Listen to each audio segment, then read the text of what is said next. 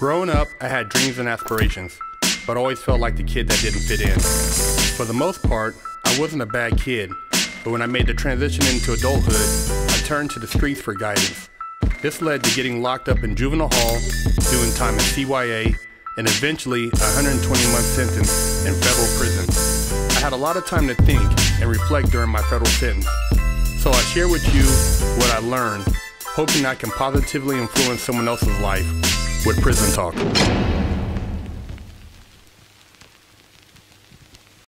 Question number one comes from a fella named Jayson, and his question is, well, actually, it's a little bit of a long-winded paragraph. My name is Jayson. I was just released from WRDCC in St. Joseph, Missouri, a little over a month ago. I'm a little guy, so in there I learned to be quiet and keep to myself. Only hung out with a few bros and really just did my bid, reading and staying in my own lane. I didn't get any shit, and my time was pretty easy. It's only a level 2 camp, so it really ain't shit anyways. My question is, the mentality and the way of carrying myself in there has become something I can't seem to shake on the outside, and it's not doing any good for my family, relationships, and how I interact with people. I'm constantly looking over my shoulder and paranoid. 2 years down, and I don't want to be like that anymore, but I can't help it. I'm clean and sober and doing right, but I can't seem to be a normal person anymore. So in your experience, does that fade? And if not, how do you cope with it? I think what you do is great, and I like all your videos. They're all real as shit. Thank you. Great question.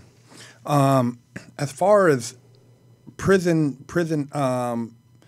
etiquette or prison just body language or demeanor, one of the things I tried to focus on while I was in was not conforming to the standard prison culture so that I didn't look like I'd been to prison, because being a big black guy off the top, you know, people assume, well, that guy's big, he's most likely been locked up or he's played football, you know, one or the other. So I tried to not, you know, carry myself like other typical inmates so that I didn't have to worry about changing my demeanor when I got out, or so people wouldn't automatically know that I had did this time because of the way I walked or the things I did.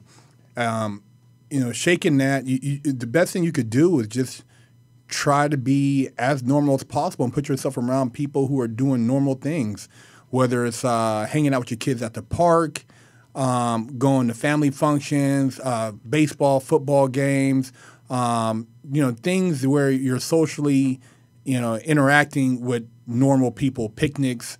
You know, you gotta, you know, try to, you know, think that you're not locked up no more. So you don't have to really look over your shoulder. I mean, you know, I still get the nightmares. You know, those, you know, I've been out, you know, 10 years now, and I still get those. But I mean, as far as looking over my shoulder, being paranoid, I don't really trip off of that. And, you know, there's certain things you're going to always hold on to some degree because it's a reminder of where you've been. But you just got to try to focus on things that are, you know, if you're conscious of it, then you have the potential to change it. Yeah, I think when I first read this, there was a couple questions that actually came to mind about his question.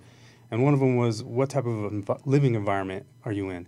You know, because if you're around a high-stress environment, you're going to have those constant triggers that, you know, where you can't really be at rest. You know, so I think for this particular individual, it might be better for him to maybe go out in nature a lot more, like where he's by himself, going for hikes, you know, going, you know, just getting out, going and being by yourself. Sometimes you just got to be by yourself and, you know, be with your own thoughts and think about shit and work out your demons.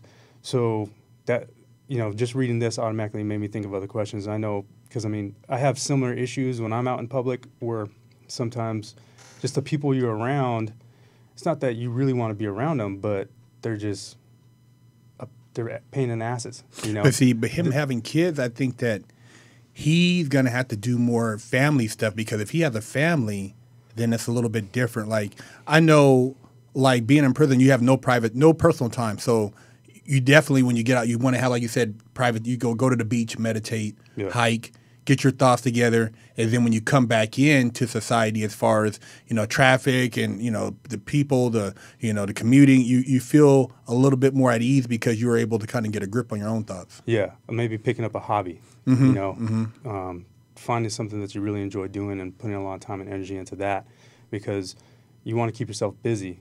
Because I know sometimes too, you don't want to be alone with your thoughts in some regards.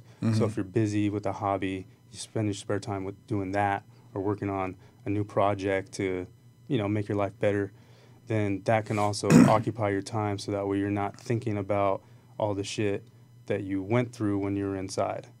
I think a hobby is a big thing, because a lot of people don't have hobbies, and it makes it harder for them to actually deal with daily life, because if you don't have a hobby, you're constantly stressed over maybe finances, maybe relationships, maybe just daily activity. But a hobby is almost as like a way to channel your energy so that you have an outlet, and it kind of gives you a piece of self, because it's like your own little treasure. It's your thing. Yeah, it's your thing. Yeah, that's definitely something you might want to look into, man. Hopefully you can work this out, and if for whatever reason you just still have problems with it, you might want to go talk to a therapist or talk to somebody that or find some people that maybe have been locked up that are trying to do better, because you have common ground. Like I know when I met you, like because of our life experiences, you automatically have that common ground. So you have someone like a confidant that you can talk to. That's right. And so that might be something you need to do is, obviously don't hang out with the shitbags, but someone that's done time, that's been where you've been and has worked through it, that might be someone you want to surround yourself with, so that way you guys together, if you feel like you're having a hard day and you're ready to snap, you could call that dude up and say, hey, man, this is what's going on. Can you come hang out? Let's go, do whatever. No, that's a great idea. I mean, I didn't really think about that, but yeah, having sometimes when you're going through those thoughts where you're kind of flashing back and being able to kind of like talk to somebody. I mean, I'm fortunate because there's actually a couple people I was on the same yard with that I talked to on the street. So if I have a moment where I need somebody to reach out to, I can. But if, not having that can be difficult, because the average person, you don't really want to share certain thoughts with them, because they're going to look at you crazy. Yeah, they won't understand because they haven't been through it. That's right. And that's something that people that go through this type of shit, they really need to realize and think that you're not the only one that's thinking these thoughts, or you're not the only one that's going through this type of thing. There are other people that are going through it as well, and some people handle things differently, handle things better. So those are the people you want to call on to help get you through these types of things.